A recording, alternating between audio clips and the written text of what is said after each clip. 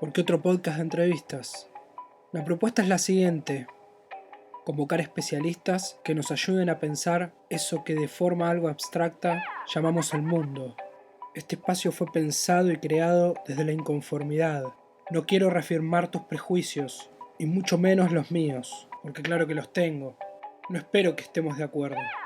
Tampoco quiero que dejes tus ideas al lado del camino. Lo único que pretendo es que las pongas en crisis, aunque sea por unos minutos. Mi nombre es Ramiro Zárate, y al fin y al cabo, no estamos solos.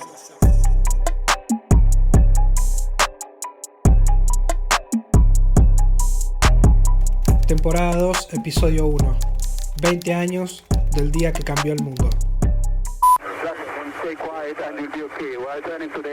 Apparently, a plane has just crashed into the World Trade Center here in New York City. En la mañana del 11 de septiembre del 2001 se llevaron a cabo 4 atentados terroristas de manera simultánea en territorio norteamericano. El objetivo: destruir los símbolos del poder político, militar y económico de los Estados Unidos.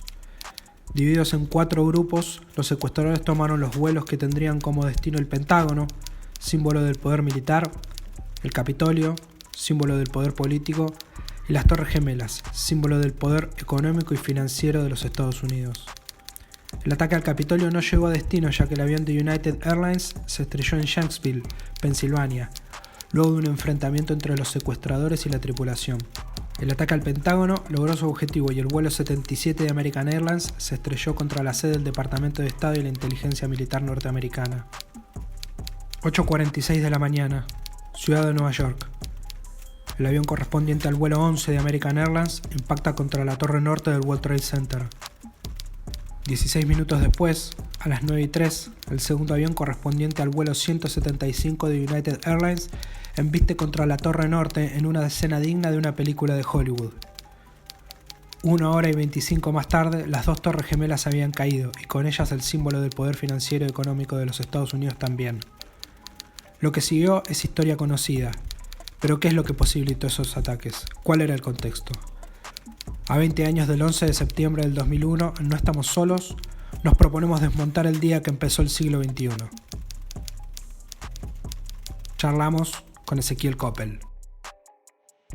Sobre Estados Unidos con respecto al terrorismo islámico, tuvimos un pequeño indicio de capaz que lo que se venía, que si bien no era del grupo de Al-Qaeda que lo hizo, pero bueno, fue como un pequeño coletazo de lo que podía pasar con el atentado que hubo, si no me falla la memoria, en 1993, 1994, de las Torres Gemelas.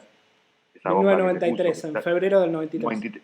Enero del 93. Yo estuve justo en las Torres Gemelas en enero del 92, la verdad. Yo estaba en Nueva York en el día del primer atentado en el World Trade Center en febrero del 93, con mis abuelos. ¿En serio? Sí. Ah, bueno. Sí. No, está en justo un año después casi. Justo, sí.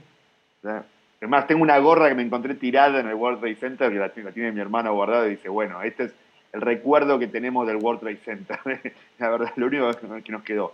Bueno, volviendo al tema, hubo un pequeño indicio de que para lo que podemos denominar el fundamentalismo islámico, pegarle a Nueva York como símbolo del poder estadounidense se podía venir, ciertamente. Bueno, los atentados, como bien dijiste, en 1993, no pertenecían al grupo de Bin Laden, pero bueno, había cierto como una especie de respeto entre los diferentes grupos, ciertamente. Yo creo que todo es parte de una consecuencia, digamos, que viene luego de que lo que vamos a llamar el yihadismo islámico logra derrotar a la Unión Soviética. Derrotar es un poco mucho, como también nada puedo decir derrotar a Estados Unidos, Talibán derrotar a Estados Unidos. Logran que la Unión Soviética se retire de Afganistán.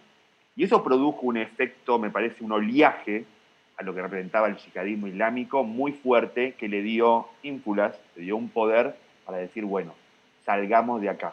Es decir, salgamos de Medio Oriente y peguémosle a un nuevo poder, a una de las, en ese momento, la única superpotencia que existía. Es decir, yo lo pienso de esta manera.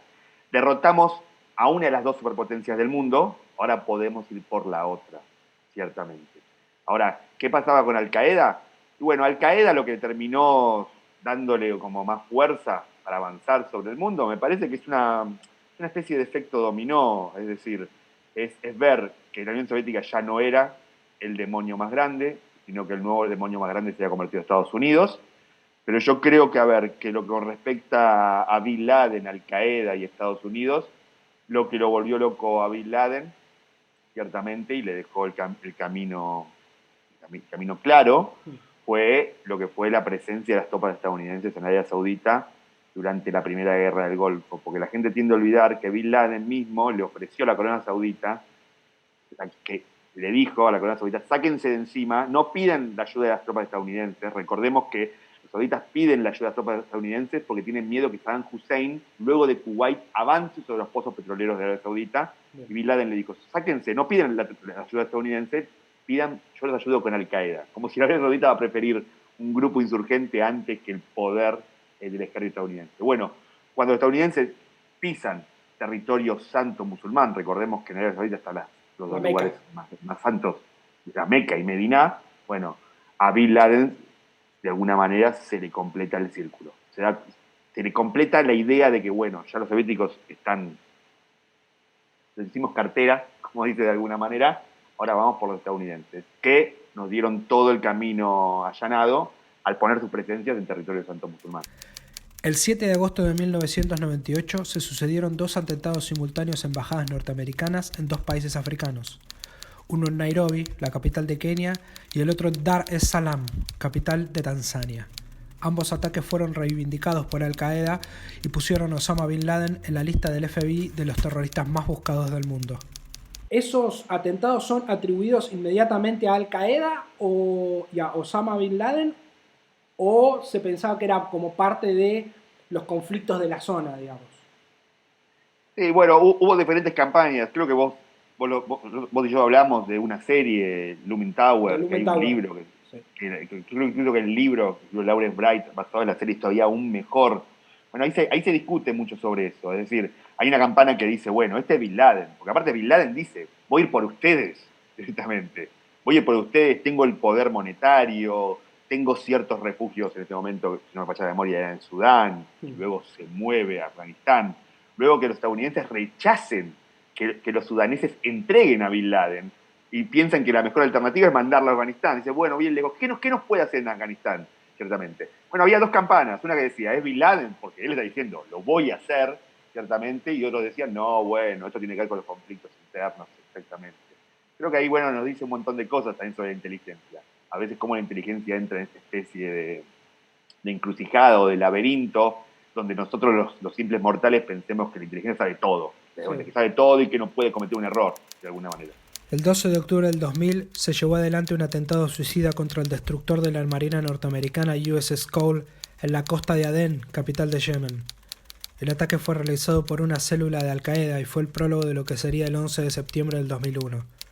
En enero del 2019, el cerebro de esa operación, Jamal al-Baldawi, fue asesinado por un ataque a la gobernación de Marib, Yemen. ¿Por qué inclusive después de ese atentado, que es claramente contra un portaaviones de la Armada de los Estados Unidos, no se toman los recaudos suficientes de control aduanero, migratorio, para que los terroristas que toman los aviones del 11 de septiembre, digamos, puedan llevar adelante el atentado adentro de los Estados Unidos? Sí, yo creo que, a ver, algunas medidas se toman, no con respecto específicamente sobre los controles de los aeropuertos, etcétera. Primero, pues yo creo que sorprendió a todos, ese es el tema. Yo creo que hay un tema que capaz que me voy un poco de la pregunta, sí, que es, automáticamente cuando pasó el 11 de septiembre todo el mundo dijo, no, esto es un trabajo interno. Sí. Esto no lo puede hacer una insurgencia, lo puede hacer un grupo fundamentalista encabezado por un árabe. Sí, con cuchillos. Sí, con cuchillos. Es una forma de subestimarlos también. Es una forma que pretende tener cierta, ¿cómo lo puedo decir? Cierta como mirada amena, como mirarlo como así, como paternalista, etcétera, pero subestima. Y también hubo una especie de subestimación. Decir eso que no lo pueden hacer es también subestimarlos. No, el atentado fue muy complejo e incluso había ciertas restricciones. Por ejemplo, siempre se dice, ¿por qué Estados Unidos atacó a Afganistán si 15 de los 19 atacantes eran sauditas? Bueno, están subestimando a Bin Laden. Bin Laden usó 15 sauditas porque era más fácil para un saudita entrar a Estados Unidos, tener visa de trabajo o visa para estar en el territorio, cruzar 15 yemenitas o 15 sirios, de alguna manera, o 15 afganos. Sí. Era muy difícil para un afgano conseguir eso. Sí. Yo creo que lo que pasó fue eso, que nadie la esperaba. De alguna manera también, no quiero decir solamente que se subestimó a Al Qaeda, es decir, nadie esperaba que iban a secuestrar. Porque recordemos esto, Rama, 4 aviones. 4 aviones. Fueron 4 aviones. El cuarto, el que cayó, el que tomaron los pasajeros. El vuelo 93, el famoso vuelo 93. El United 93, el Héroes, la verdad. Siempre se piensa, iba al Capitolio o a la Casa Blanca. Estamos hablando de una operación sumamente compleja, planificada durante meses o años directamente, con una pata que era meterse en el corazón del enemigo, de alguna manera, y actuar como el corazón del enemigo, utilizando gente que incluso que no era sospechada de terrorista, sino que se decía, bueno, vivió en Occidente, etc. Yo creo que esto es lo que pasó, sorprendió a todos. Justamente lo que indican algunos documentos oficiales es que la operación completa tardó 3 años en elaborarse, que los atacantes fueron entrando casi de a uno a los Estados Unidos, no entraban todos juntos, no fueron 15 sauditas que entraron en un vuelo todos juntos, consiguieron visas de trabajo, se insertaron en la comunidad, tuvieron trabajos y al mismo tiempo planearon este atentado. Llega el 11 de septiembre, caen las Torres Gemelas, Estados Unidos dice, nos están atacando, estamos en guerra, e inmediatamente se identifica a Al Qaeda como el responsable, como el cerebro de esta operación. ¿Por qué Al Qaeda? Directamente, yo me acuerdo, yo ya tenía 17 años, el primer nombre, habían pasado 2 horas del atentado y era Al Qaeda, Osama Bin Laden, Afganistán, esa era la línea. ¿Por qué? Sí, y porque vos bien dijiste, porque hay una continuación de ataques, y ya si en el 98 teníamos duda quién había sido, cómo había sido, en el 2000 ya no había ningún tipo de duda, ciertamente. Es como cuando te dicen, fui yo, y vos decís, no fuiste vos, es directamente, sí. Esto tiene que ver por culpa de... No, fui yo. Y con Bin Laden pasó algo muy interesante, porque lo primero que dice Bin Laden es, lo que dice Bush, que se entreguen, le dice a los talibán, se entreguen a Bin Laden o sufran su suerte, de alguna manera. Los talibanes dicen, queremos pruebas, de alguna manera, ya sabiendo que había sido Bin Laden, y más adelante hasta se niegan directamente, es decir, había como un juego de cosas. Y más adelante tenemos al propio Bin Laden en cassettes grabados con su voz diciendo, fui yo, incluso enojándose. Incluso hay una grabación que es buenísima, donde medio se enoja con los occidentales diciendo, ¿qué es esto de que ustedes piensan que esto lo hicieron internamente? Fui yo, no me saquen... ¿Cómo pueden dudar de que fui yo? ¿Cómo pueden dudar? Digo, no me saquen el triunfo, sí. de alguna manera. Yo creo que ahí era que, si bien no tenían, en ese momento la inteligencia no tenía una grabación diciendo, Bin Laden, voy a hacer esto, todos los caminos conducían al sospechoso de siempre, que aparte se necesitaba un gran poder monetario también para mantener todo eso. Ezequiel, el Congreso de los Estados Unidos aprueba esta doctrina rara de guerra porque era contra un grupo insurgente, no era contra un país. Estados Unidos mete tropas en Afganistán. ¿Y cómo se desarrollan esos primeros enfrentamientos? ¿Cómo es esa primera incursión en Afganistán post caída de las Torres Gemelas? Para mí es muy interesante esos meses, porque para mí va a dictaminar muchas cosas que van a venir después. Sí. Primero, para mí lo más importante es la cachetada que le pone Bush a Irán. La gente tiende a olvidar, vuelvo a repetir con esto de tiende a olvidar, que al principio Estados Unidos empezó a bombardear bases talibanas e incluso encontró un grupo de apoyo dentro de Afganistán, la famosa Alianza Norte, sí.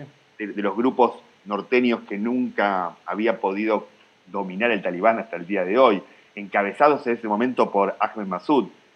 Es decir, que aparte, esto habla de lo complejo de la operación de Bin Laden. Lo primero que hizo fue matar a la pata dentro de Afganistán que podía ir con él, porque él sabía, pensemos la mente de Bin Laden. Sí. Bin Laden sabía que Estados Unidos rápidamente lo iba a identificar a él. Entonces, automáticamente, ¿qué fue? Antes de hacer atentado, atacó al líder del grupo que Estados Unidos se iba a aliar que probablemente se iba a aliar para atacarlo a él dentro de Afganistán. Bien. Súper complejo.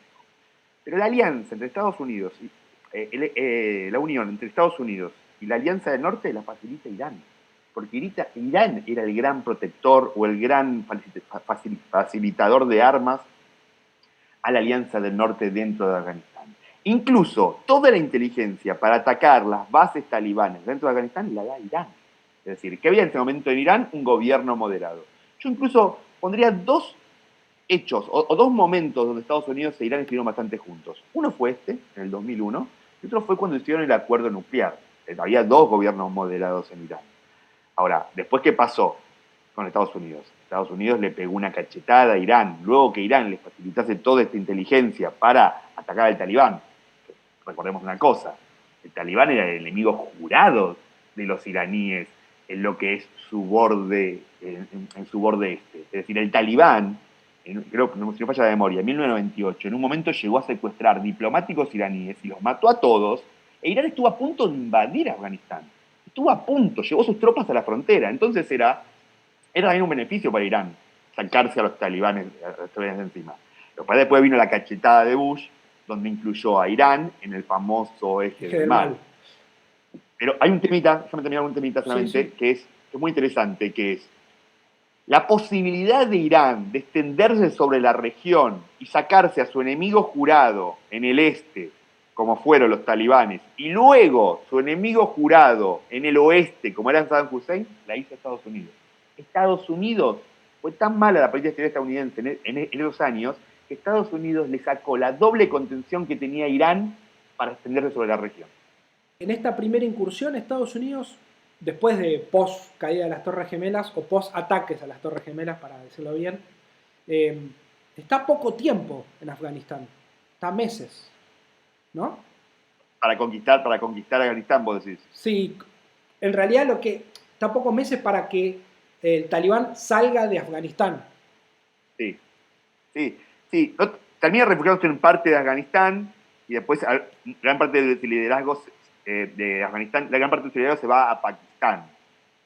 Todo un tema para pensar. Es decir, pero las noticias y los cables de las agencias de noticias dicen que para noviembre del 2001 el Talibán se retira de Kabul y de Kandahar, que son las ciudades más importantes. Sí, pierden mucho. A ver, cuando está la combinación entre ataques aéreos, ataques aéreos estadounidenses, inteligencia iraní y fuerzas de asalto, tropas de asalto terrestres de la Alianza del Norte, es una combinación terrible para el Talibán, aparte con no un gran apoyo interno, luego de 5 años de un gobierno férreo y bastante duro con un montón de minorías, etcétera. Bueno, se termina formando la tormenta perfecta para el Talibán. Sí, se cae como un castillo de naipes el dominio talibán bajo este rival de 3 patas o de 4 contando el tema interno. Y ahí hay unos temas interesantes para mí para analizar. Sí. 2 cosas, primero.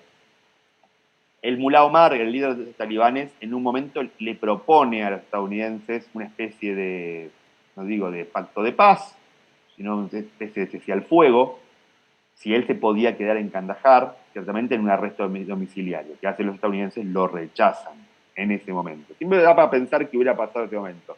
Yo creo que tiene una nota ese tema, pero bueno, es complicado pensar también que, bueno, si le hubieran permitido estar en arresto domiciliario, los talibanes se hubieran reformado y hubieran terminado siendo abogados de Harvard, de alguna manera. Los talibanes siempre entendieron que la única manera de ganar el poder era mediante la fuerza, lo siguen creyendo hasta el día de hoy, cuando hicieron el acuerdo con Trump el año pasado también.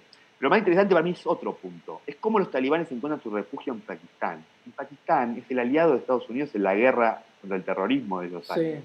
Pero Pakistán siempre ha jugado 2 puntas, ciertamente. Es aliado de Estados Unidos, pero ¿a dónde encontró Estados Unidos a Bin Laden? En Pakistán. Pakistán, en Abbottabad.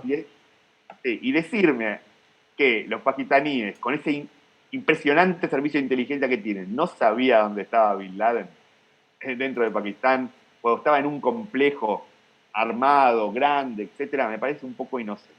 No solo eso, sino que la casa donde lo matan a Bin Laden estaba cerca de la academia militar más importante de Pakistán, como si fuera un West Point de Pakistán. Es un poco extraño, digamos. Buen punto. El tema es para mí, para pensar, es muchas veces los denominados aliados de Estados Unidos no son tan aliados como Estados Unidos piensa o quiere pensar ciertamente y juegan su agenda propia. de alguna manera.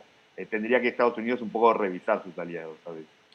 Sí, ellos piensan que aliados le van a rendir pleitesía y por ahí es gente que te atiende el teléfono y te recibe, digamos, pero después juega su Y propio que tiene su juego. agenda propia, Sí, que incluso que si Estados Unidos le dice una cosa, de alguna manera va a seguir con otra. Pero también lo pienso dentro del Medio Oriente. Yo creo que el gran problema, este es un tiro largo, para pensarlo en otro programa, el problema también de la política de Estados Unidos en Medio Oriente tiene que ver con que sus aliados a veces no hacen lo que necesita hacer Estados Unidos. No siguen la hoja de ruta que necesitaría Estados Unidos para la región. Y pienso en Arabia Saudita, el país que le hizo un boicot petrolero, pienso incluso en Israel. Estados Unidos invirtió un montón para el proyecto de paz. Vamos a decir que con los palestinos, vamos a decir que, bueno, no fue un mediador justo, etc. Pero invirtió un montón, invirtió el prestigio de muchos presidentes, y Israel no le siguió el juego de alguna manera. Entonces, muchas veces, gran parte también de por qué fracasa el proyecto o los designios de Estados Unidos en Medio Oriente, o en gran parte de la región extendida, porque Afganistán, podemos decir, capaz que no está en Medio Oriente, según límites un poco estrictos, sí. es que los aliados de Estados Unidos no siguen la agenda de Estados Unidos que quisiera para la región muchas veces.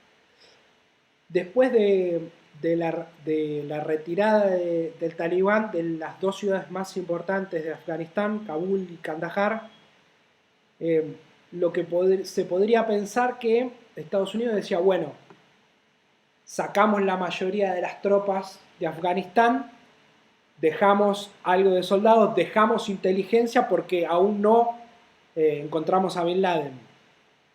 Pero no pasa eso. Hace un viraje en lo que desemboca en lo que conocemos como la guerra de Irak. Sí. ¿Cómo es esa transición? Porque fue muy repentino decir, bueno, ya sacamos al Talibán, no los vamos porque pensamos que Saddam Hussein está aliado con Al-Qaeda y como tienen armas de destrucción masiva, están planeando un nuevo atentado en territorio estadounidense, así que nos tenemos que quedar en la zona para contener eso, digamos. Sí, yo creo que, a ver, para mí el proyecto Afganistán fracasa cuando empieza el proyecto Irak. A ver, claramente porque Estados Unidos manda, vamos a los bifes. Sí. Estados Unidos manda sus mejores hombres, sus mejores tropas y su mejor infraestructura la manda a Irak. Y de alguna manera, no digo que se olvida de Afganistán, pero lo deja como segundo plano, de alguna manera. A ver, ¿cuál fue la idea de ir sobre Irak? Bueno, sabemos que estuvo basada sobre inteligencia errónea, o alguna vez manipulada. No sé si manipulada, porque yo de eso he leído mucho. Hay una nota muy, muy buena del New York Times del año pasado, de su revista, muy larga, hasta Colin Powell, donde él dice que es una de las cosas que más se arrepiente haber ido a Naciones Unidas y decir que con poca inteligencia, que Saddam Hussein tenía armas de destrucción masiva. Para mí hubo como una bajada del gobierno estadounidense en ese momento, encabezado por los neoconservadores, Sí. Principalmente Donald Rumsfeld, Dick Cheney. Cheney, Paul Wolfowitz, etcétera, de que Irán era el mayor problema de Estados Unidos en la región. ¿Por qué? Porque estaba encabezado por un dictador que de alguna manera Estados Unidos no pudo dominar luego de la guerra del 91. Estados Unidos, en la primera guerra del Golfo, tiene el poder para avanzar sobre Bagdad y sacarlo a Saddam Hussein, pero no lo quiere sacar. ¿Por qué? Porque Bush padre era inteligente y sabía que si salía Saddam Hussein de ahí, a Irán se permitía extenderse. Y recordemos que Irak estaba dominado por un dictador sunita, como es Saddam Hussein. La población mayoritaria de Irak son chiitas. Entonces, automáticamente, cuando caía Saddam Hussein, los chiitas iban a tomar el poder, y muy probablemente los chiitas de Irak se iban a aliar con los chiitas de Irán. Entonces lo dejaron a Saddam Hussein. Ahora, a pesar de dejarlo, Saddam Hussein siguió siendo como el valiente, no como el valiente, como el matón del barrio. Es decir, no se puso abajo de Estados Unidos, pero también empezó a hacer cosas como bastante complicadas, como no permitir a los inspectores de armas de destrucción masiva para que estudien si Irak tenía eso, porque eso de alguna manera se lo podía haber desarmado, permitir a los inspectores que entren y bueno, no tenemos armas. Entonces se malentonó, etc. Entonces se dieron cuenta también, ellos pensaron que Saddam Hussein era como la persona que envalentonaba a todo el Medio Oriente para desafiar a Estados Unidos o desafiar el orden que ellos querían para Medio Oriente. Incluso los primeros días, el primer día o el segundo, Donald Rumsfeld dice, ¿por qué aprovechamos esto para ir contra Irak? Entonces, la idea de la administración estadounidense en ese momento era que Irak es el problema. Afganistán fue un tema más para... A ver, a mí, yo también me parece un poquito exagerado decir, ¿por qué Estados Unidos iba a ir con Afganistán? Lo que hablamos antes, cuando 15 de los atacantes eran sauditas. Bueno, Bin Laden estaba refugiado en Afganistán.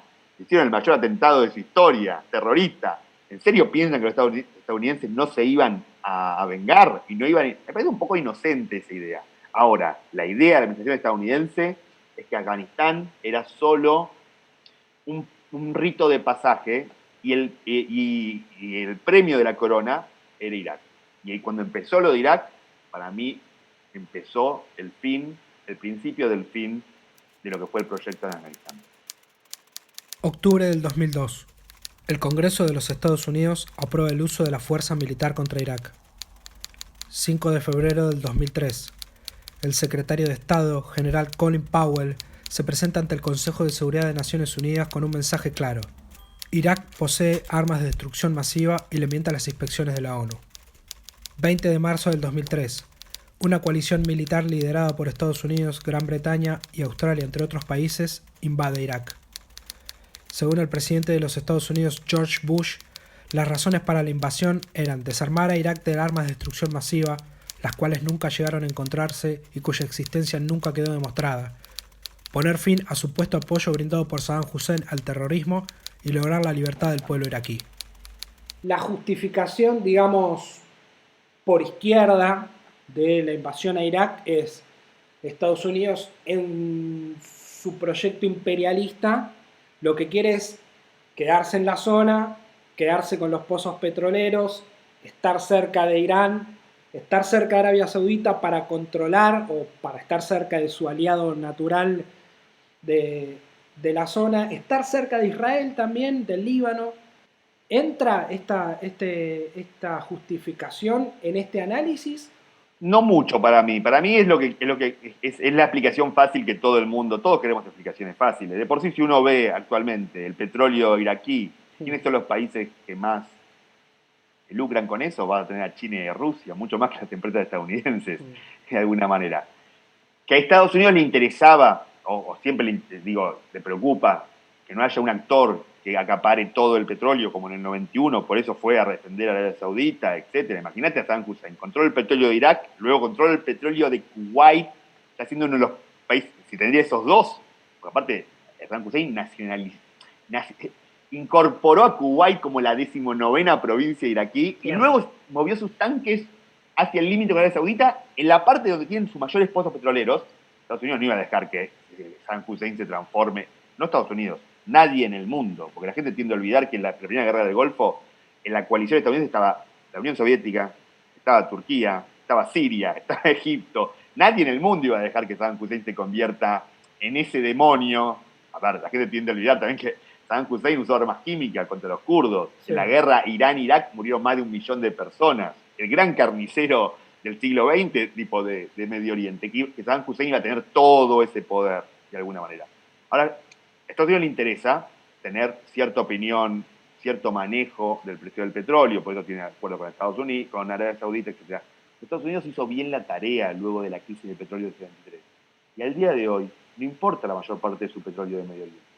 Si la trae de algún lado, la trae de Canadá. La mayor parte del petróleo la hacen dentro, con el shale, etc. Lo guardan, etc.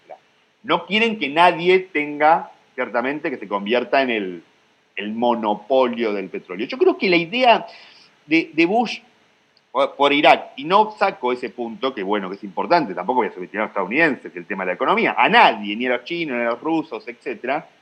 Es una cosa más mesiánica, de reformar Medio Oriente, que es el que nos trae, que nos hizo el peor atentado de la historia de Estados Unidos, mediante meter la democracia liberal occidental como solución a todos los problemas de la región. Yo creo que uno de los problemas, sin lugar a duda, no entro con el relativismo cultural, es la falta de democracia, de alguna manera. Hace poco un amigo mío libanés me decía, Ezequiel, decime un país en todo Medio Oriente donde una familia árabe pueda vivir bien y bajo un sistema democrático. Y bueno, no hay ninguno. El Líbano era Tenía algunas cositas, pero bueno, está como metido con un grupo paramilitar adentro que responde más a un país extranjero que otra cosa. Y bueno, tuvo esa idea, ciertamente, y para eso intentó hacer invasiones, etcétera. Pero aparte, provocó también un efecto dominó. Es decir, Bush hijo es la persona que presiona a Mahmoud Abbas, para que convoque elecciones dentro de la autoridad palestina. Mahmoud Abbas le dice, van a ganar jamás, porque tuvo la segunda intifada palestina, y son los que más civiles mataron. Bush lo presiona igual, hace elecciones y gana jamás. Después Bush va a Mubarak, lo presiona para que haga democracia dentro de Egipto, y ¿quién gana? ¿O quién saca muchos votos? La hermandad musulmana. Es muy interesante que hay una anécdota buenísima, yo la pongo en mi libro, que Mubarak le dice a Bush, va a ganar la hermandad musulmana, o van a sacar muchos votos, y Bush le dice, bueno, pregúntate por qué gana la hermandad musulmana, de alguna manera. Bueno, también es eso, es también ese ego de pensar de que se puede también meter cosas a la fuerza en latitudes que tiene su propia disfuncionalidad propia. Entonces yo creo que fue más por ahí el tema. Una cosa más mesiánica, inocente, para el mal, digo, para mal también, porque a veces todos sabemos que el camino al infierno está tapiado de buenas intenciones. No digo que haya sido una excelente buena intención, pero yo no me opongo a la destrucción de la democracia per se.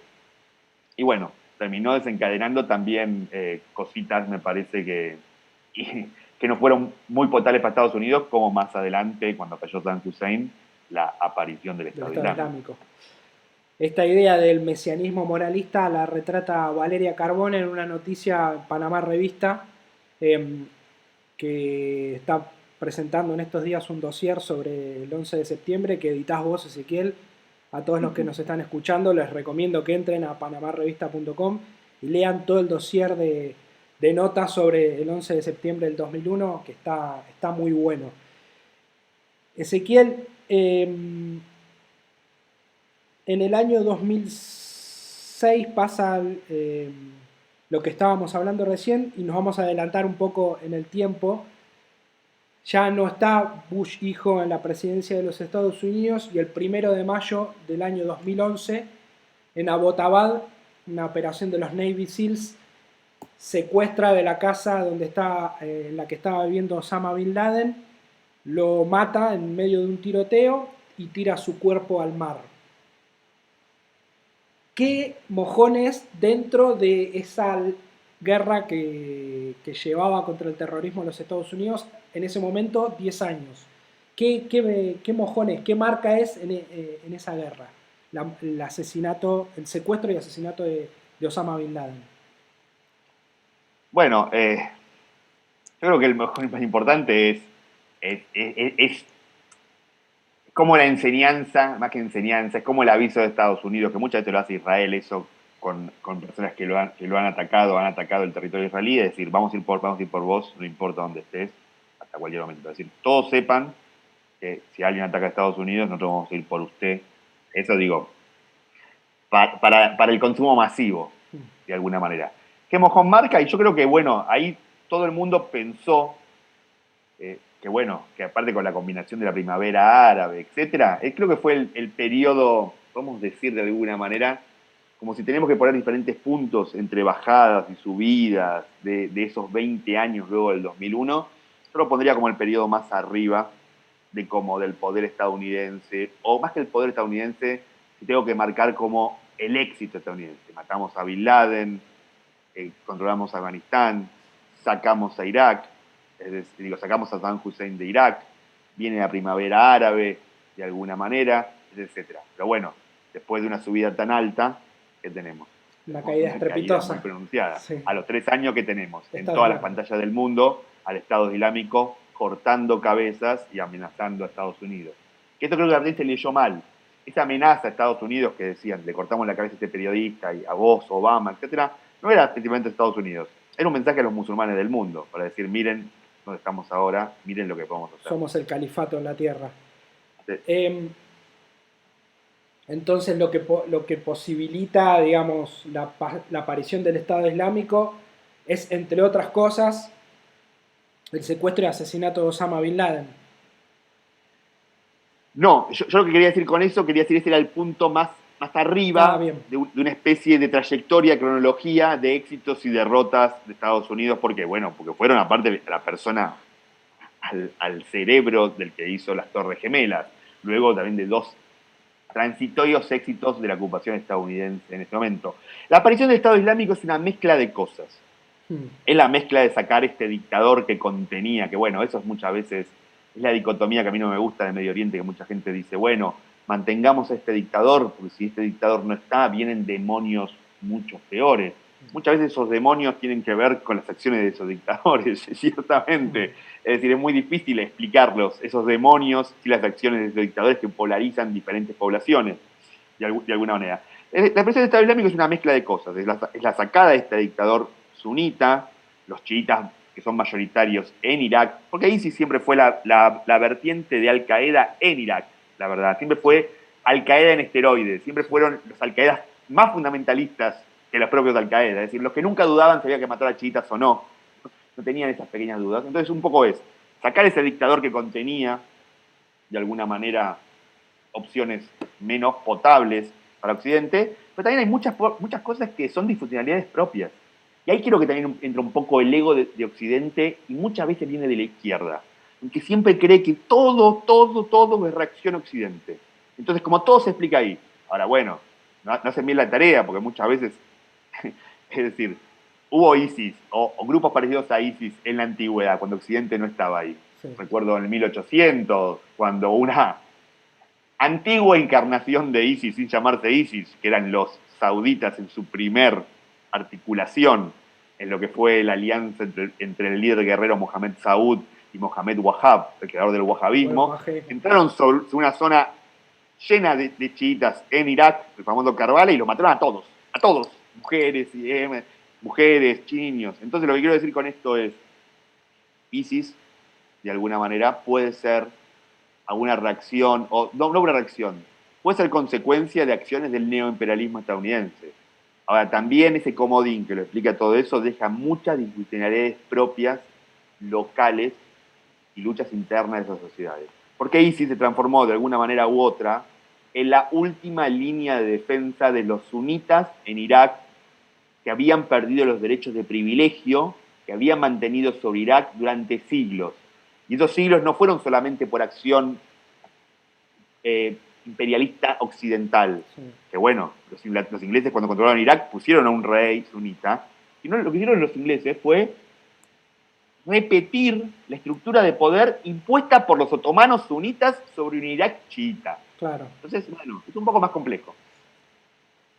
¿Por qué después de lo que sucede en Abbottabad con el secuestro y asesinato de Osama Bin Laden, Estados Unidos no dijo tarea cumplida, dejamos una base, pero nos volvemos a casa? ¿Por qué 10 años después continuó en la zona? Habiendo vivido una crisis como la de Abu Ghraib también, recordemos, no lo dijimos antes, con la publicación de videos donde se maltrataba y se torturaba a prisioneros en Abu Ghraib en Irak. Digo, habiendo pasado por todo eso. En lo de Abu Ghraib también, la respuesta a Abu Ghraib más progresista es lo que termina de alguna manera facilitando la creación de Estado Islámico. ¿Por qué? Porque cuando se cierra o se empieza a utilizar menos Abu Ghraib, etcétera, la prisión donde se torturaba insurgentes iraquíes. Insurgentes iraquíes, etcétera, Estados Unidos sale con una cosa más progresista, que es el famoso Camp Bucca, es decir, una prisión donde los internos directamente se administraban ellos solos. Ahora, dentro de Camp Bucca, donde se pusieron a todos los diferentes insurgentes, bueno, se hicieron estudios donde se comprobó que de los 24 o 23 próximos líderes de ISIS, 17 estaban juntos ahí, directamente. Y empezaban a estar juntos. Es decir, uno de Bagdad estaba junto con uno de Nazaría, uno de Kirkuk estaba junto, los pusieron todos juntos ahí, y bueno, se administraban ellos solos, etcétera, podían planear lo que venía. Es decir, la respuesta progresista a Abu Ghraib, progresista, es una forma de decirlo, sí, un poco más amena, más humana, bueno, le permitió también, de alguna manera, al Estado Islámico desarrollarse. Ahora, Estados Unidos se fue de Irak. Y en esos años se fue de Irak. A partir del 2009, el 2010, ahí se está yendo, se fue. Lo único que quedaron ciertos, a ver, de momento dejaron tropas en el terreno, pero quedaron con ciertos asesores militares. Ahora la otra pregunta es la otra interesante. Cuando se fue las fuerzas estadounidenses, bueno, el Estado Islámico pudo avanzar automáticamente sobre Irak. Es decir, hoy Estados Unidos volvió a Irak por pedido del gobierno iraquí. Porque podemos decir que si Estados Unidos no hubiera vuelto en el 2014 con su poder aéreo, muy probablemente el Estado Islámico hubiera llegado a Bagdad y lo hubiera conquistado también.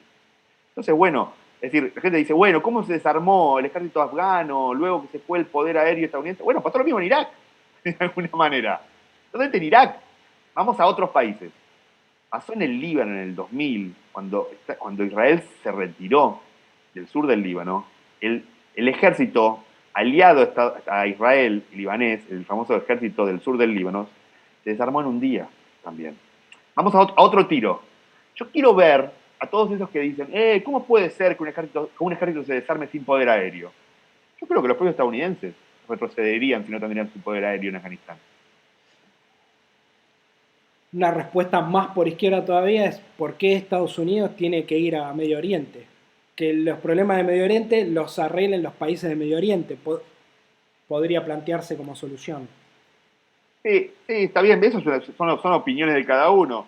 Una respuesta más por derecha te diría, bueno, Estados Unidos, Medio Oriente vino a otra región, nos bajó las dos torres gemelas de alguna manera.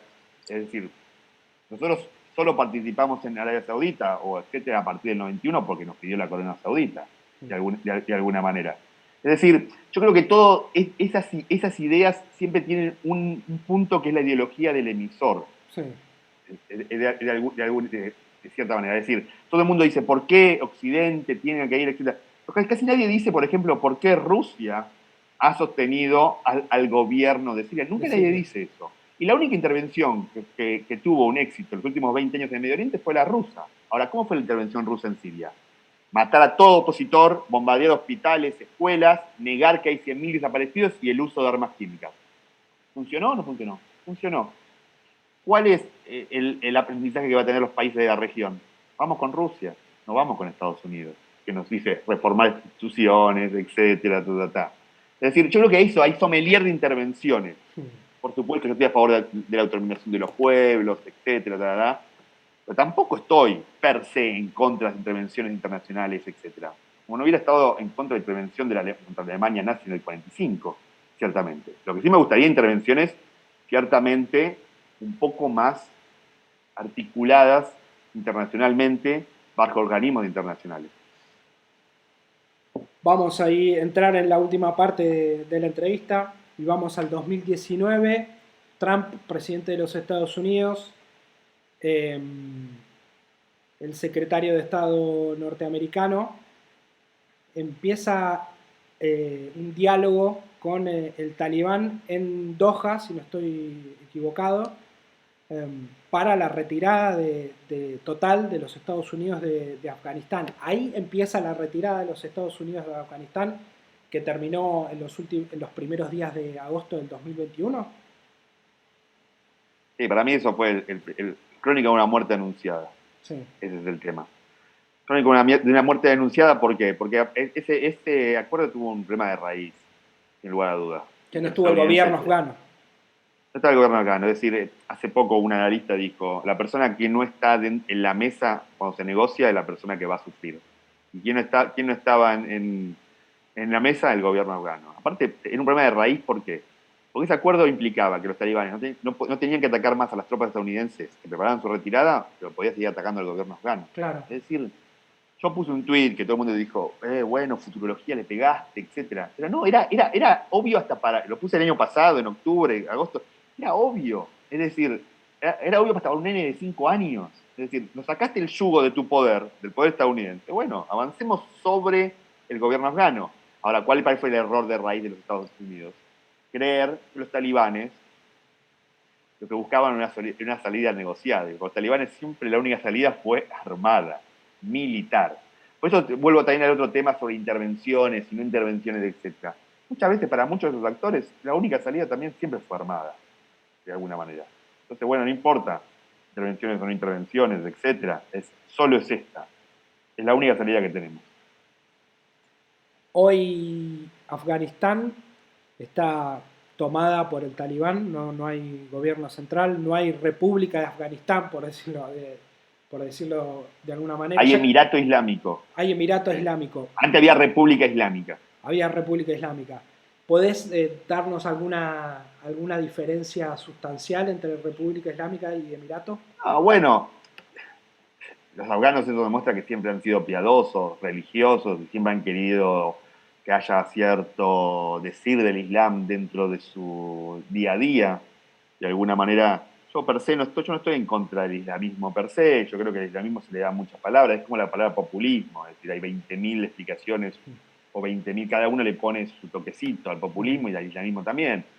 Yo creo que hay islamismos más suaves, islamismos más duros, es decir, si pensamos del islamismo de Túnez, es mucho más suave, hasta podemos compararlo con una especie de democracia cristiana en Europa, es decir, que quiera que la Biblia tenga algo que decir sobre eso. Y luego hay islamismos un poco más estrictos sobre esto. Yo creo que lo del talibán ya no es ni el islamismo, sino es extremismo islámico, sin lugar a duda. El tema del emirato, me parece que lo que quiero hablar es que, bueno, ¿por qué no habla de califato? Emirato habla de un territorio en especial. Como queremos decirle, bueno, no queremos que todo el mundo que haya sido islámico en momentos vuelva a ser islámico. Pero para mí es un tema de palabras. Tema de politólogos. Sí, al talibán le encantaría, bueno, que casi todo el mundo que fue islámico en un momento vuelva a ser islámico. Ezequiel, volvió el nombre que tenía en el 90. Uno ve las noticias del último mes que tienen relacionadas con la vuelta del talibán a Afganistán, a todo Afganistán, digamos, porque los talibanes nunca se fueron de Afganistán.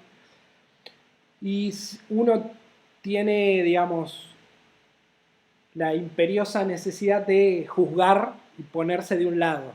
Entonces uno puede llegar a pensar, bueno, Estados Unidos se va de Afganistán o dice que se va de Afganistán, que ahora el destino de los afganos sea manejado por los afganos, dijo Joe Biden, pero todos pensamos, Estados Unidos sabe que en 5 minutos el talibán va a tomar todo el país. Entonces es la excusa perfecta para decir, vieron que no nos teníamos que ir y no irse nunca de la región.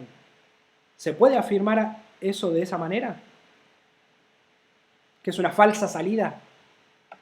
Yo no creo que ninguna superpotencia, esta es idea, por algo son superpotencias, es decir, no vaya a intervenir en la región. A mí todos intervienen de alguna manera u otra. Para mí eso es como, hasta medio inocente pensar que una superpotencia, no digo que esté bien o mal, no vaya a intervenir en la decisión, por algo es una superpotencia. Incluso no sé si el mundo estaría mejor. Muchas veces se dice, bueno, el orden liberal impuesto por Estados Unidos fracasó y hay que reemplazarlo. ¿En serio alguien cree que si el orden liberal actual fuera reemplazado por otro orden, por ejemplo impuesto por China, estaríamos mejor? Esto es lo que quieren los grandes dictadores del mundo, es decir, lo que más le encantaría. Hasta a Israel le encantaría que, por ejemplo, que Estados Unidos no sea el mediador del conflicto israelí-palestino y sea China, porque nunca le haría caso, nunca haría nada, de alguna manera.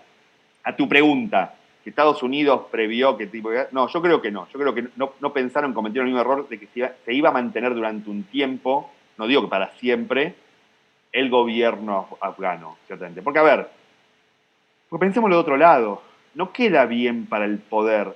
El poder también de un país tiene que ver con esa mitología que se le hace al país. ¿Entendés? Entonces se dice, bueno, Israel tiene el Mossad, que ve todo, que sabe todo, que prevé todo. Estados Unidos tiene a la CIA, que ve todo, pero tampoco ve la caída del muro de Berlín. Pero bueno, saben todo. Está en como uno proyecta su poder. ¿No? Y en las imágenes del mundo, que de pronto se caiga como un castillo de naipes el ejército afgano, no queda bien para el poder. El poder que va por abajo de Estados Unidos, el poder, lo que es las imágenes del poder. Entonces yo creo que no, bueno, de alguna manera no previeron eso, que se iba a caer tan rápido, ciertamente, pero no hicieron bien la tarea, porque a partir de abril o mayo empezó a caer todo como un castillo de naipes.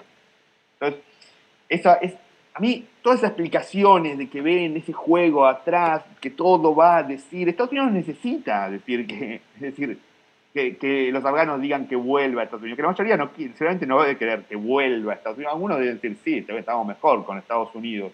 Es decir, no pide permiso. No es que, bueno, la opinión pública del mundo principalmente está en contra de las intervenciones, de alguna manera. La opinión pública del mundo, principalmente, lo que quiere es lavarse las manos. Por eso todo el mundo está en contra de intervenciones per se. Porque, por ejemplo, yo nunca no escucho la prensa internacional hablando de intervención en Siria. O a favor de intervención en Siria. Muy probablemente si hubiera una intervención en Siria, es decir, hubiera tenido en Siria hay más de 120.000 desaparecidos denunciados por Amnesty. Sí. Nadie dice nada de eso. Todos se concentran en otra cosa. Entonces digo, bueno, me parece que el tema es per se ser en contra de intervención. Yo tampoco la estoy condonando, pero estoy tratando de pensar fuera de esos forceps. Me parece una forma de Poncio Pilatos, de alguna manera. Todos mantienen la conciencia y que se maten los bárbaros, de alguna manera. Vamos terminando con las últimas dos. Y esta es una de apreciación, bueno, casi todas las preguntas fueron de apreciación personal, pero ¿cómo uno se puede informar sobre la situación en Afganistán? Vos, que sos una persona muy informada, por fuera de esta charla siempre hemos hablado que lo mejor es seguir a cronistas o a corresponsales que estén en la zona, no alguien que lea los diarios y nos cuente que a través de los diarios qué es lo que pasa en Afganistán. Hay buenos analistas igual, Sí. sobre el tema sin pisar el lugar. Sí. Perdona que interrumpí. No. Contanos cómo te informas vos. No, casi siempre lo mejor es la persona que conoce la zona, es decir, pero que lo conoce bien, no un turista que lo pisó 5 días, de 10 días, 15 días, etc. Pero igual también se han hecho cosas muy bien. Yo hace poco leí un libro sobre una persona que hizo trabajo sobre China y nunca pisó China, y es un gran libro. Ahora, por supuesto, a lo mejor la persona que conoce el terreno, que conoce las pequeñas dicotomías, las pequeñas cositas, los detalles, etcétera. ¿Cómo informo yo? Yo sobre Afganistán y Pakistán, principalmente con una persona que laburé mucho tiempo en Medio Oriente, que cubre Pakistán y Afganistán en el terreno. Entonces, si tengo algo que corroborar, le llamo a la persona, que aparte es amiga mía, y le digo, che, ¿qué onda muchas veces? Muchas veces son relaciones que uno arma luego de años de carrera, de alguna manera. Y después lo que dijimos vos y yo siempre, ya el tema de seguir medios es muy difícil. Casi uno sigue periodistas y lo sigue por su carrera y por su trabajo, por su historia, por su experiencia. Tiranos algunos nombres, además de Ezequiel Coppel, que síganlo en las redes sociales. Sobre Afganistán, soy yo justamente la persona que tienen que seguir. Hay una persona que acaba de salir de Afganistán que se llama Bilal Sarhawi, que es genial. Slemani Surejawi también, que es para la BBC, que está en el terreno. Lizzie Doucet, que era la jefa de corresponsales también de la BBC, que hasta hace poco estuvo en Afganistán y lo conoce. La conoce perfecto, ahora ha hecho más de 40 viajes. Sigan sin lugar a dudas Dia Hadid, que es la corresponsal de la NPR para Afganistán y Pakistán. Son nombres, yo creo que se pueden encontrar. Uno ve, sigan a Navi Bulos, un corresponsal que está ahora en el terreno, de alguna manera. Sigan esos nombres, la verdad. Por último, y la última pregunta que le hacemos siempre a todos los invitados en el podcast. ¿Por qué es importante seguir el tema de Afganistán para entender lo que llamamos el mundo? ¿Qué es lo que nos muestra, qué es lo que nos ofrece Afganistán para entender el resto del mundo? Afganistán, y no solo Afganistán, sino... Y el 11 de septiembre también, ¿no? Lo que fue el 11 de septiembre, estos 20 años.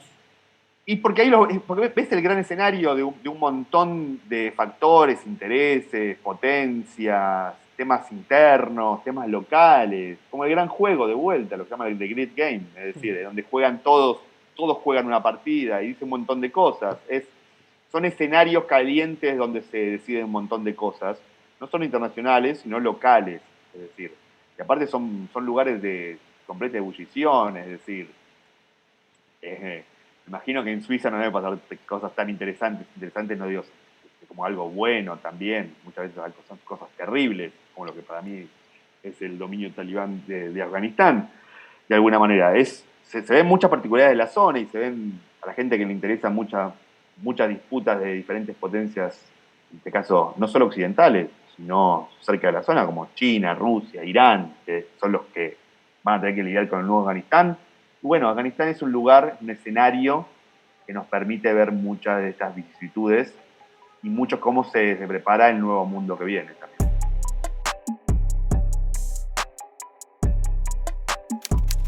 Escuchanos en Spotify, Google Podcast y Apple Podcast. ahora también en YouTube. Seguinos en nuestras redes: Facebook, Twitter e Instagram, Buenos Aires, Argentina.